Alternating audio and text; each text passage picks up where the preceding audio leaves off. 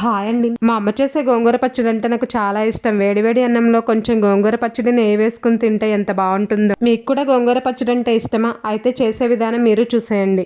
మేము ఇక్కడ 2 కేజీల గోంగూరను తీసుకున్నాము. ఫస్ట్ గోంగూరని శుభ్రంగా కడిగి వాటర్ లేకుండా పూర్తిగా ఆరనివ్వాలి. తర్వాత పాన్ లో ఆయిల్ వేసి ఆయిల్ వేడైన తర్వాత గోంగూర కొంచెం సాల్ట్ కూడా వేసి మూత పెట్టి మగ్గనివ్వాలి. నేను ఇక్కడ 2 కేజీల గోంగూరను తీసుకున్నాను కాబట్టి ఫస్ట్ సగం వేసి అది మగ్గిన తర్వాత మిగిలిన సగం కూడా వేసి మగ్గించాను. నేను ఇక్కడ మంచి గోంగూర తీసుకున్నానండి. మంచి గోంగూర పులుపు ఉండదు కాబట్టి అందులోకి కేజీకి 1/2 కేజీ చింతపండు చొప్పున 1/2 కేజీ చింతపండు తీసుకుని చింతపండును నానబెట్టి తర్వాత మిక్సీ పట్టి గిన్నెలో వేసి కొంచెం ఆయిల్ వేసి గట్టిగా ఉడికించాలి. ఇప్పుడు గోంగూరని పెద్ద గిన్నెలోకి తీసుకుని అందులో 1/2 కేజీ కారం, ఉడికించుకున్న చింతపండు, 100 గ్రాముల మెంతిపిండి, 100 గ్రాముల ఆవుపిండి వేసి మొత్తం బాగా కలపాలి.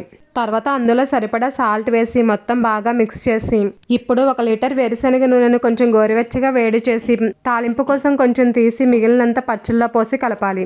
గోంగూర పచ్చళ్ళలోకి తాలింపు కోసం ప్యాన్లో ఆయిల్ వేసి ఎండుమిర్చి ఫ్రై అయిన తర్వాత దంచిన వెల్లుల్లి రెబ్బలు, తాలింపు దినుసులు వేసి ఫ్రై చేయాలి. అన్ని మంచిగా ఫ్రై అయిన తర్వాత ఒక గుప్పెడు కరివేపాకు వేసి ఆ తాలింపుని గోంగూర పచ్చళ్ళలో వేస్తే ఎంతో టేస్టీగా ఉండే గోంగూర నిల్వ పచ్చడి రెడీ.